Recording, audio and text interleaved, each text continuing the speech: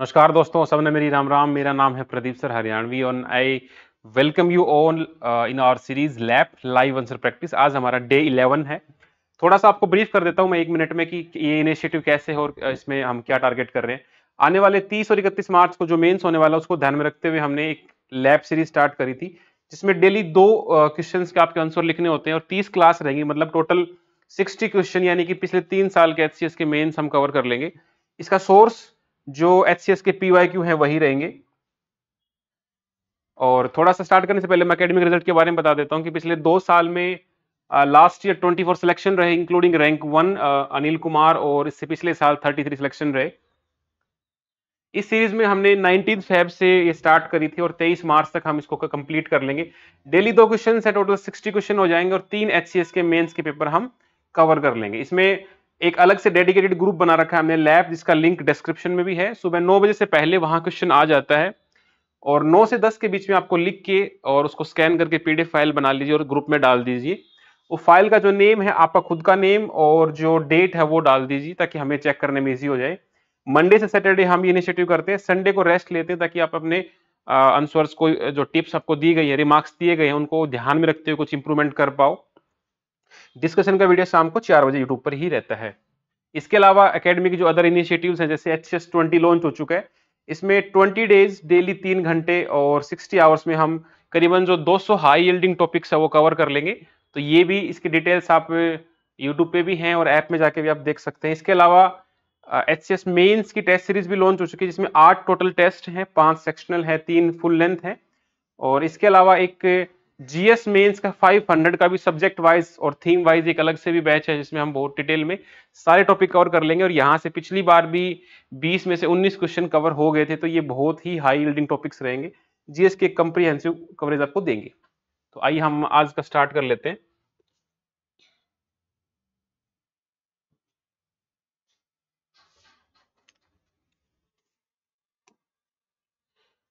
आज का हमारे जो फर्स्ट क्वेश्चन है, स्टेप नंबर 1 क्वेश्चन की डिमांड को बहुत आराम से समझेंगे। कई बार बच्चे जल्दबाजी में उसको कीवर्ड देखा और लिखना स्टार्ट कर देते हैं।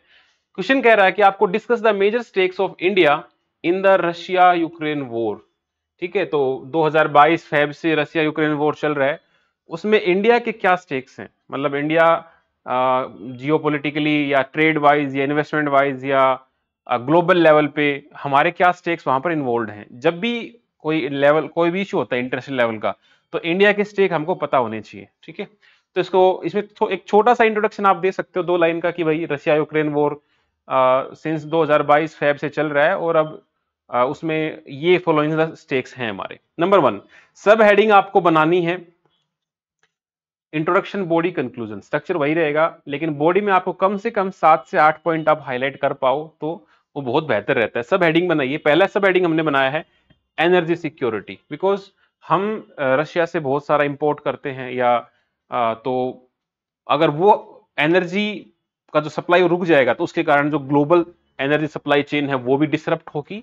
और इंडिया एक मेजर इंपोर्टर है रशिया से क्रूड ऑयल का, तो और नेचुरल गैस का भी, तो इसके कारण हमारी जो इकोनॉमी में जो प्राइसेस हैं गैस के, फ्यूल के, वो बढ़ सकते हैं, इन्फ्लेशन उनमें आ सकती है। तो हमारा पहला कंसर्न तो हो गया एनर्जी लेवल पे। दूसरा हमारा है इकोनॉमिक इंटरेस्ट। ठीक है, तो हमारी जो रिलेशंस थी दोनों के साथ ही अच्छी हैं in terms of pharmaceuticals, information technology, agriculture. अगर ये ट्रेड रुकता है तो हमारी इकोनॉमी भी इससे डिसरप्ट होती है, तो हमारी इकोनॉमिक टाइज, तो इंडिया के ट्रेड इंटरेस्ट इससे हर्ट होते हैं दोनों साइड से ही। तीसरा है स्ट्रेटेजिक इन्वेस्ट ऑटोनॉमी। ठीक है, तो हम इंडिया क्या फॉलो करते हैं, हम दोनों के साथ ही अच्छे संबंध बना के रखते हैं और एक तरह का अपना सोवरन हमारा डिसीजन रहता है, तो हम दोनों के साथ ही बराबर का नॉन अलाइनमेंट बना के रखते हैं। तो इंडिया के लिए एक चैलेंज हो गया है कि हम कैसे उस बैलेंस को रखें। तो जब वोटिंग हुई थी यूएन में, तो हमने वोटिंग से अब्सटेन कर लिया था, ना तो हम कंप्लीटली रशिया को यस बोल सकते हैं ना यूक्रेन को। Fourth, humanitarian crisis.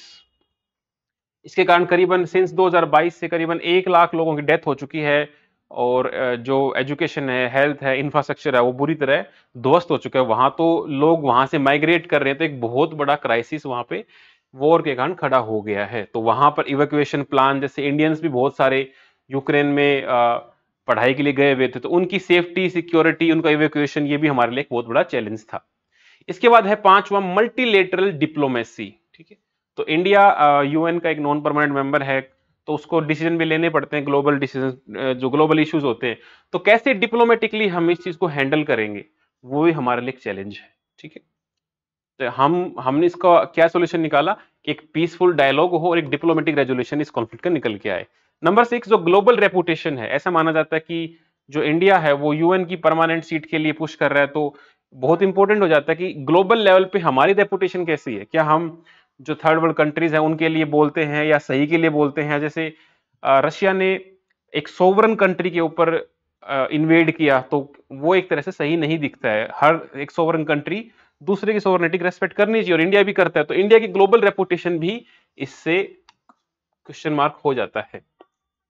6 से 7 पॉइंट आप लिख सकते थे। अगर आपको डेटा इसमें डालना है, तो डेटा आप तो एक तो ये डाल सकते हो कि भाई ये कब स्टार्ट हुआ, दूसरा ये डाल सकते थे कि इंडिया और रशिया का ट्रेड कितना है, या यूक्रेन और इंडिया का ट्रेड कितना है।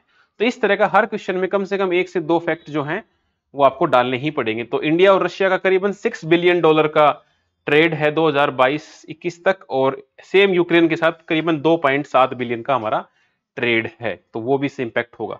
तो कंक्लूजन में हम क्या लिखेंगे, कंक्लूजन में हम यही बताएंगे कि जो कॉन्फ्लिक्ट है, इंडिया को इसमें एक डेलिकेट बैलेंस बनाना पड़ेगा, अपने इंटरेस्ट भी हर्ट नहीं होने चाहिए, और डिप्लोमेटिक रेस्पॉन्सिबिलिटीज भी उसको निभानी पड़ेगी। तो इंडिया का स्ट्रेंथ इस पे स्टेबिलिटी, पीस और इसी पे लाई करता है, ठीक है।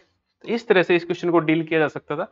कोई भी कंट्री के साथ कॉन्फ्लिक्ट हो तो कुछ एक जो एवरग्रीन जो फैक्ट्स हैं वो आपको पता होना चाहिए, कुछ जो फैक्ट्स इवोल्व हुए हैं वो आपको पता होना चाहिए कि भाई करंट में ये चल रहा है, इनका ट्रेड का कोई जैसे यूएस का आ जाए तो लेमुआ वगैरह साइन कर रखा है वो बता दो, ठीक है, या ट्रेड तो हमेशा बताना ही बताना है। तो इस तरह से हम इस क्वेश्चन को डील कर सकते थे, ठीक है।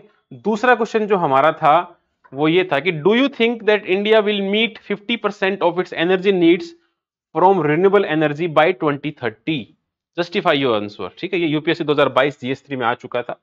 तो मतलब हमने कमिटमेंट दिया है कि 2030 तक हम अपनी जो एनर्जी है वो 50% रिन्यूएबल से डिराइव करेंगे। तो क्या ये पॉसिबल है? हमें सिर्फ इतना बताना कि हाँ पॉसिबल है, बट कैसे पॉसिबल है, हमारे पास गवर्नमेंट की स्कीम्स, हमारे टारगेट्स, हमारे अचीवमेंट्स, हमारी इंस्टॉल्ड कैपेसिटी कितनी है, वो आपको बतानी पड़ेगी। इसका आंसर मैं एक बच्चे से ही आपको एक मतलब एक स्टूडेंट का ही दिखाऊंगा, वो भी मॉडल आंसर से कम नहीं है, बहुत अच्छा लिखा आज एक स्टूडेंट ने, तो मैं वहीं से इसको दिखाऊंगा, ठीक है।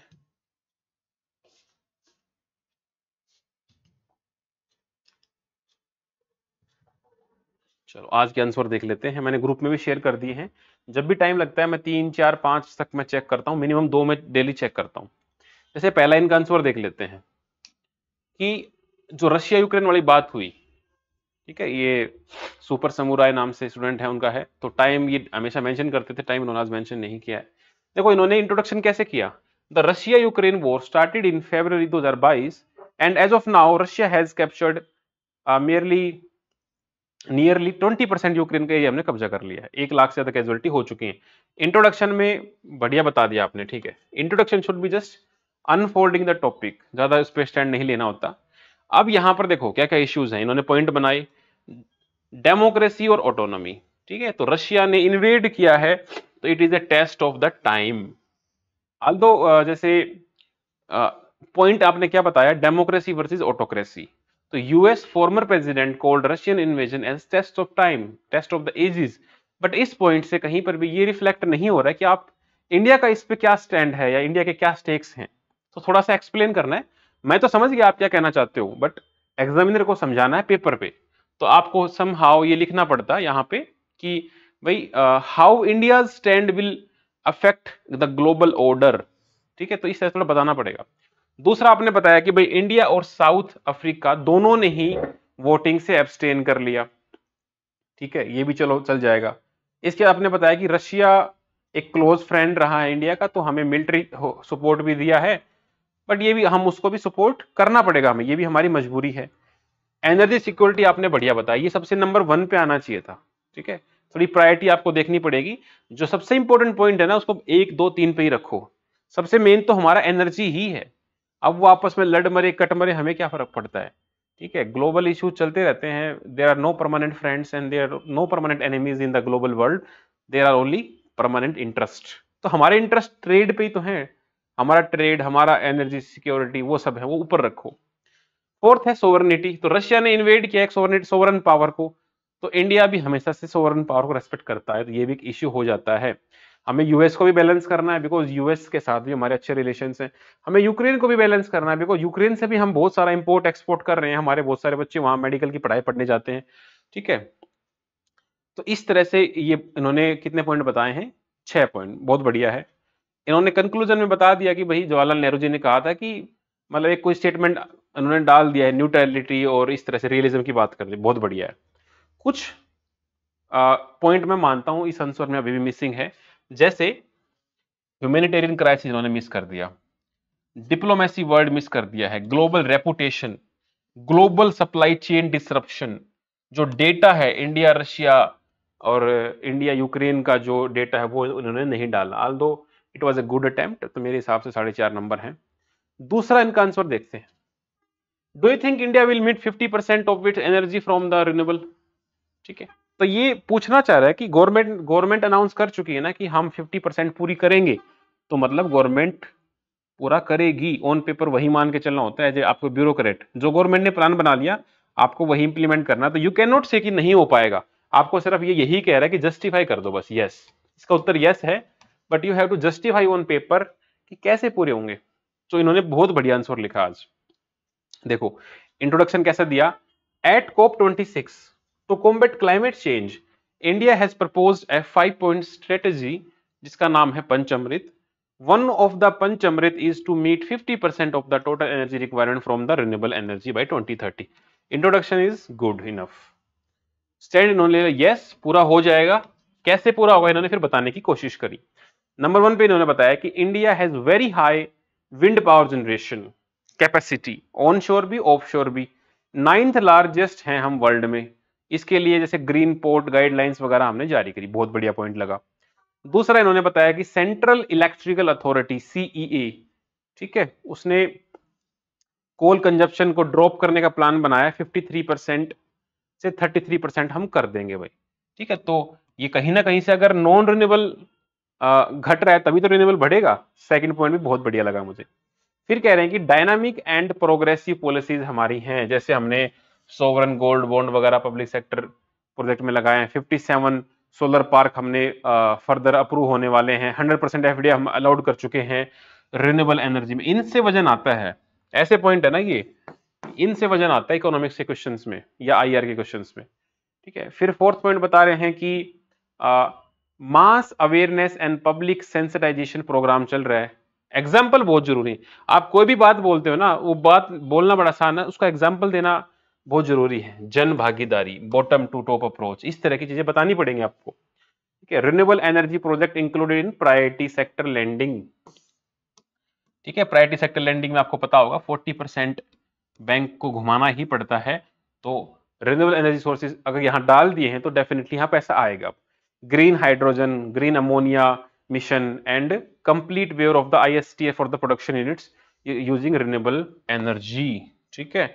चैलेंजेस क्या है, चैलेंजेस में इन्हीं पॉइंट में चैलेंज निकाल लो कि भाई एक तो चैलेंज ये हो गया कि मैसिव फंडिंग इसके लिए चाहिए, पैसा बहुत कहां से आएगा, ठीक है। इसके अलावा जो ब्यूरोक्रेटिक हर्डल्स हैं भाई, थोड़ा प्रोजेक्ट डिले होते हैं, कुछ प्रोजेक्ट एनवायरमेंट इंपैक्ट असेसमेंट के कारण डिले होते हैं, कुछ ब्यूरोक्रेटिक जो रेड टेपिज्म उसके कारण भी होते हैं, या एक पॉइंट जैसे ये बता सकते थे कि डिपेंडेंसी है हमारी सोलर पैनल्स को बनाने के लिए इंपोर्ट करना पड़ता है, वो हमारी एक डिपेंडेंसी है, तो वो एक इशू हो गया। तो ऐसे करीबन इन्होंने 6-7 पॉइंट बता दिए, बहुत बढ़िया लगा। और कंक्लूजन में क्या बताया, therefore with the necessary inputs and formidable action plan a massive jump will be seen of renewable energy in total energy। तो कितना ऑप्टिमिस्टिक फ्यूचरिस्टिक एक बैलेंस का कंक्लूजन दिया है, ऐसे आंसर आपके होने चाहिए। तो मेरे हिसाब से ये एक बहुत अच्छा आंसर था, आप भी ऐसे आंसर लिखिए, ठीक है। तो ये हमारे आज के क्वेश्चंस थे, ज्यादा समय मैं नहीं लूंगा क्योंकि मेंस बिल्कुल सिर पे है, तो करीबन 15 से 20 मिनट इस डिस्कशन को हम रखा करेंगे ताकि आप डेली सुन पाओ, सुनने से भी बहुत कुछ दिमाग में चला जाता है, ठीक है। तो बाकी आंसर मैंने ग्रुप में डाल दिए हैं, आप भी 9 से 10 अगर चेक कराना चाहते हो तो आप ग्रुप में डालिए, डेली अलग अलग बच्चों के चेक होते हैं, किसी का रिपीट भी हो सकता है बट दूसरे गलती से सीखिए। Thank you.